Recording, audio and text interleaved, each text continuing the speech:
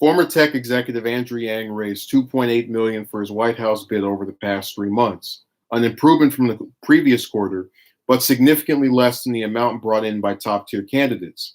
The vast majority of contributions to Yang campaign, 81%, came from donors giving 200 or less. Wow, his campaign said. A more detailed look into his campaign's finances will be available on July 15th. The deadline for filing second quarter fundraising reports with the Federal Election Commission. While Yang's second quarter haul pales in comparison to the fundraising total of better known candidates, $21.5 million for former Vice President Joe Biden and $19.1 million for Senator Elizabeth Warren, it's a marked increase from the first quarter of the year when he raised less than $1.8 million. I love how every time it seems that a person who is like in this lower tier of presidential candidate seems to kind of make a little bit of leeway, they always find a way to just tear him right back down. Like, oh, Harris has been surging, but she's still behind Biden.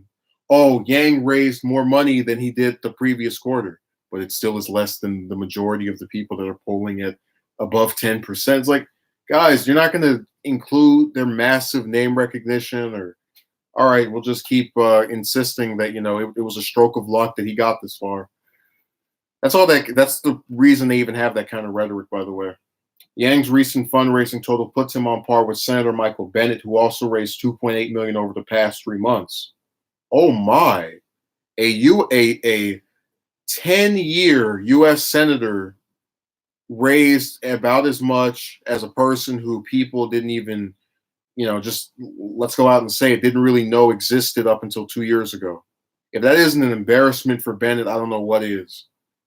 So I guess I should say, is that an embarrassment for Bennet, or is that a positive for Yang? I would say it's a positive for Yang and both, basically. It also eclipses the second quarter numbers of more established candidates like former Colorado Governor John Hickenlooper and Montana Governor Steve Bullock, who raised $1 million and $2 million respectively. Yang entered the race for they're recapping stuff we already have heard. So basically, he got more money than he did in the previous quarter. They're not going to tell you that that's a big deal or a good thing because they're going to be too busy telling you how he has no chance and don't bother and, oh my God, look how far behind you are, ha ha ha ha ha. Like basically trying to trick you into thinking that they voted, that the voting is like next week and this is it, it's the end. So he did good, but the media won't they're not going to inform you of that. Let's see. I think Swalwell dropped out. Yeah, he did. He was the first person to get yanked. And I'm glad. Good riddance.